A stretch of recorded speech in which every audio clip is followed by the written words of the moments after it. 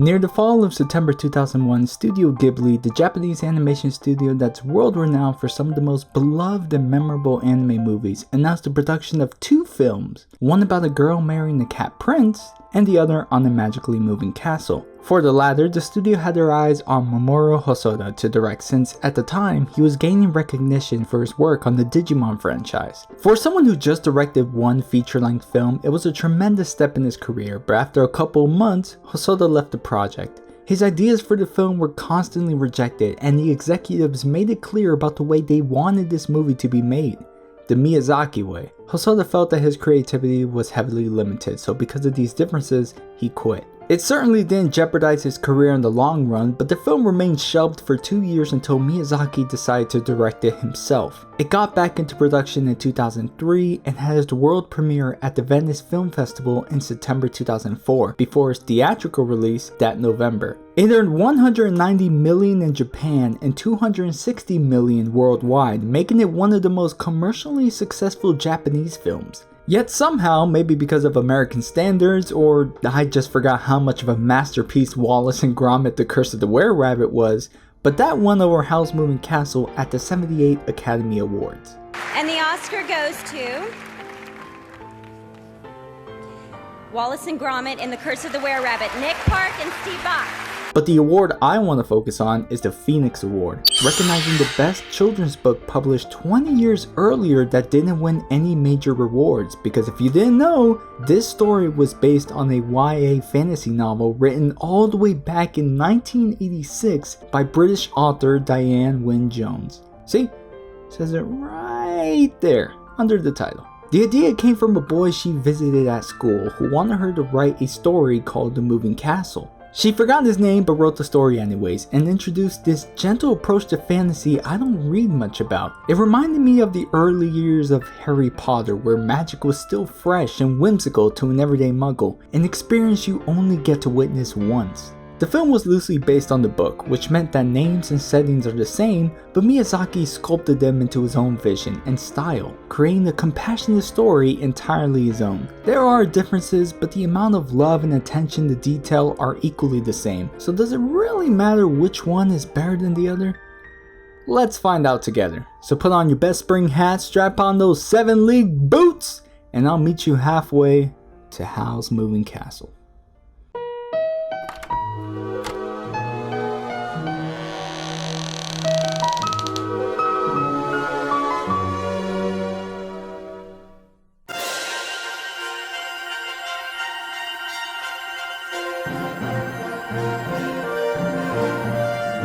It's almost impossible for anyone to be bored here. Magic is an everyday thing. The service of witches and wizards are common enough to make a business out of, and is not just restricted to the riches. You can visit a market one morning and witness a feud between lightning and fire, just as you would a car accident. You'd have to be convinced that there is nothing worth exploring outside this world, and waste your days inside.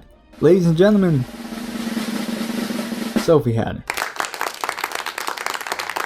Our protagonist is the eldest of 3 sisters, and because she's the oldest, her future is automatically destined to fail and pave the way for her fortunate siblings. While they're off being apprentices and winning the hearts of men, Sophie's spending her days at the hat shop of her late father's, talking to her hats and trying them on a slow day. She knows what her life has become, but it doesn't bother her. She's the kind of girl that's quick to accept and roll with the punches. She doesn't complain when her sister thinks she's being exploited by her stepmother Fanny, and she certainly didn't freak out when the Witch of the Waste paid her a visit.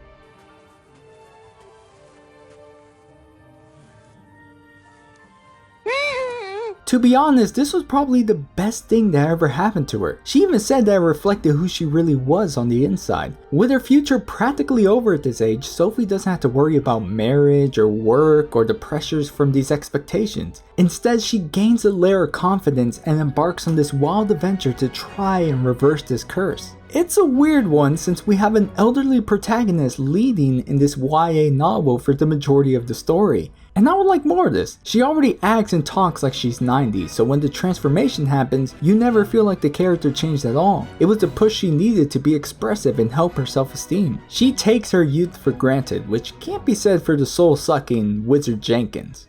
Or Pendragon.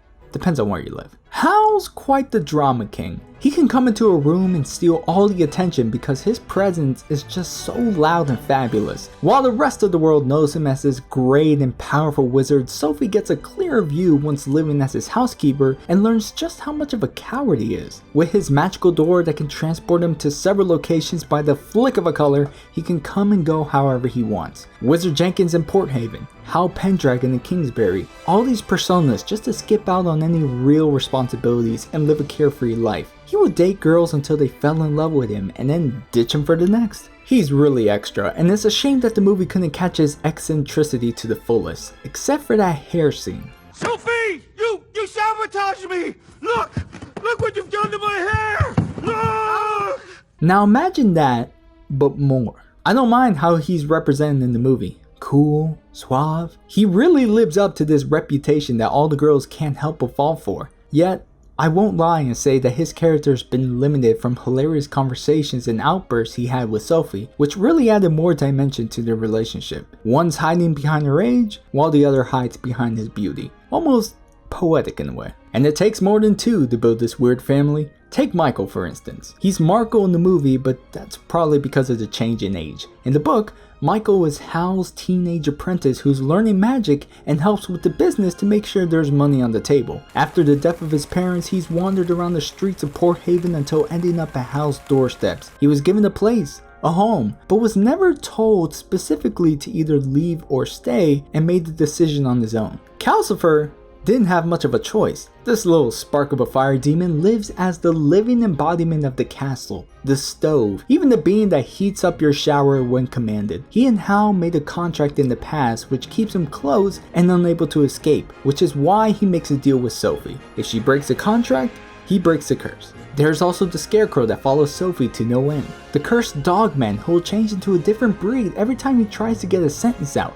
Kings, witches, demons. The book has a variety of characters with their own issues going on, and it makes the story more alive. Sometimes you'll look at the people living in Howl's castle and wonder how they could possibly function together, but they find a way to make it work. Like a real family. They're almost like roommates trying to live their best lives, not realizing that their greatest moments happen when they're around each other.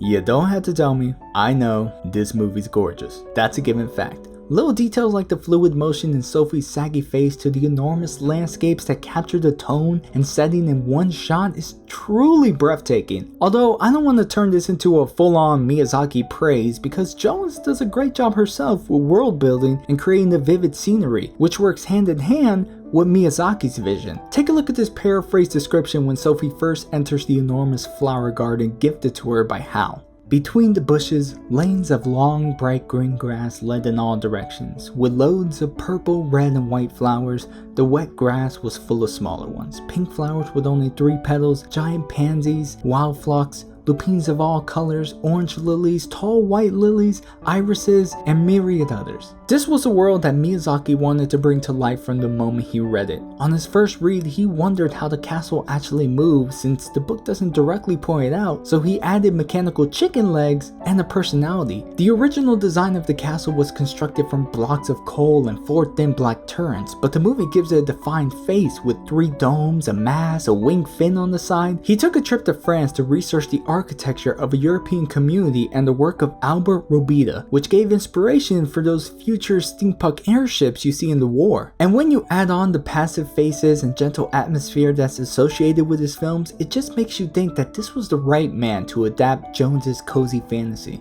Then there's the score by Joe Hisaishi, and the most surprising fact about his involvement is that there isn't a complete score for this movie. I could only find 6, with most of them being variations of the same gorgeous song. You know the song. We all know the song. Promise of the World is a close second, but there are pages and pages of covers for the merry-go-round of life because that tune is just so infectious. And Hisaishi did a great job adjusting it to convey the right tones for a particular scene. Sorrow, whimsy, the same song that carries 1,000 expressions.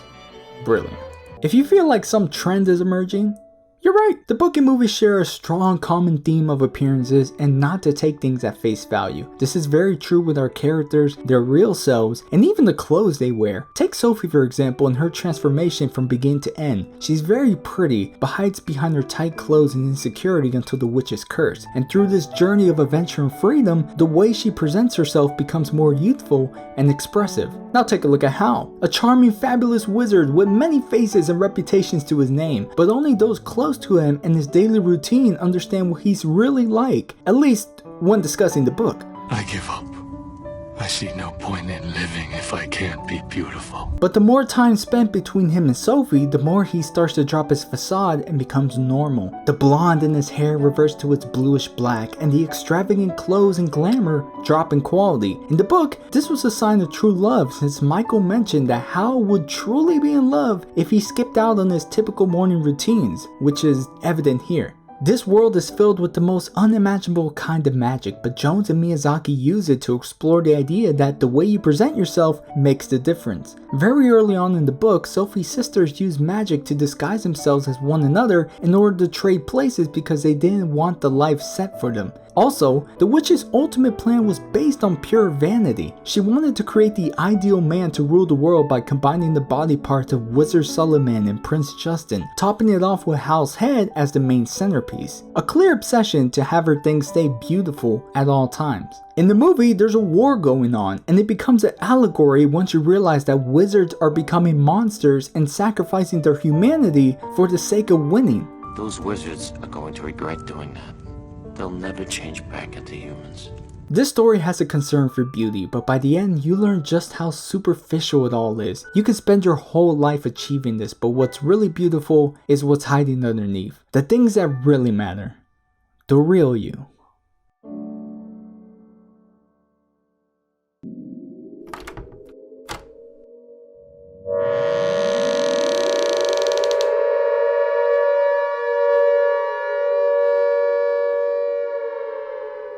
When it comes to story, this is the only portion of the review where I'll confidently say that the book succeeded in this aspect. The movie's not terrible in any way per se, but whenever I came across a review or reaction of the movie, there was always some confusion near the end of the story, and it's easily missable if you don't know what to pay attention to.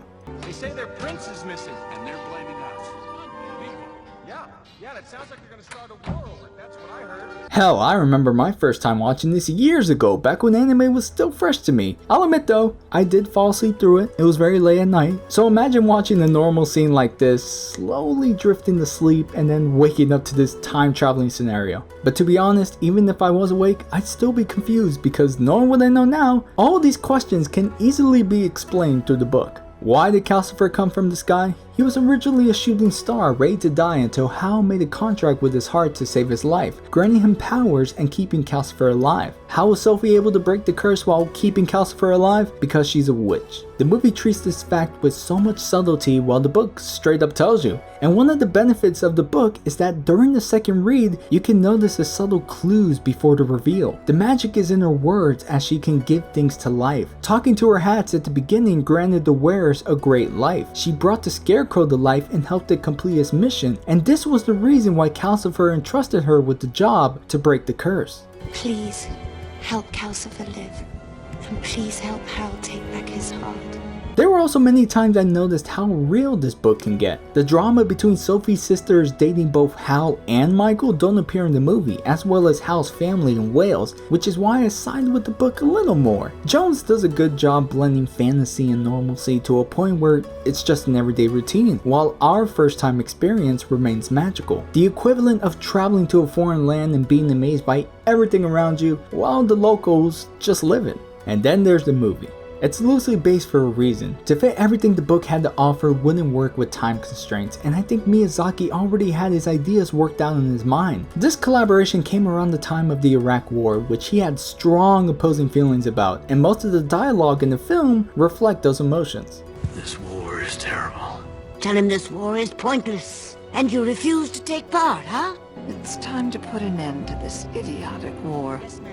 Knowing how much of a pacifist he is, I believe this was the one story where his message worked. Don't get me wrong, it's still heavy-handed, but speaking as an adaptation, it was incorporated nicely. In the original story, the king's brother, Prince Justin, went missing during the search for Wizard Solomon, so the king requested Howl to look for both of them. Such an event could easily be translated into a national crisis, with the only solution being an all-out war. And I believe Miyazaki saw something in Howl's cowardice and transformed him into the ideal pacifist that wants nothing more but to end this needless fighting. He is capable, but every time he steps out into the battle, he starts becoming a heartless monster himself, and it might have been permanent if it wasn't for Sophie. One of the highlights from this film is how the romance was magnified. They share polarizing conversations in the book, but it wasn't until the final page that they ended up together. It surprised me. Their relationship didn't give me that kind of impression because of everything else that was happening in the story, but the movie manages to balance love and adventure. I love all the moments when her youth breaks free whenever she talks about Howl or just being around him. A great visual to show how she's holding the curse on her own until she learns to act her age and embrace this young love.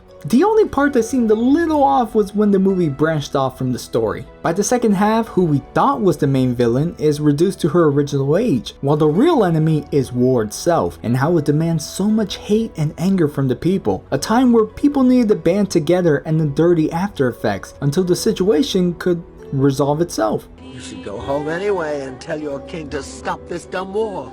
Yes, that's exactly what I'll do. While the original story has been changed, Miyazaki stays true to the PG tone Jones directed towards children and keeps it family friendly. He puts a lot more emphasis on the whimsical side for sure, but also explores the depths of compassion and how far it can take you. The power of love is what broke the spell, and as cliche as it sounds, it's still a good message to spread. So as an adaptation, a job well done, Miyazaki. Job well done. Well, yes, I think, it is a story as I wrote it and as it occurs also in the film about if you love someone enough, all sorts of extraordinary other things happen in your surroundings as well. And you can achieve great things, even if the world falls to pieces around you, you know. And I think both of us seem to be on the same track there, me and Mr. Miyazaki.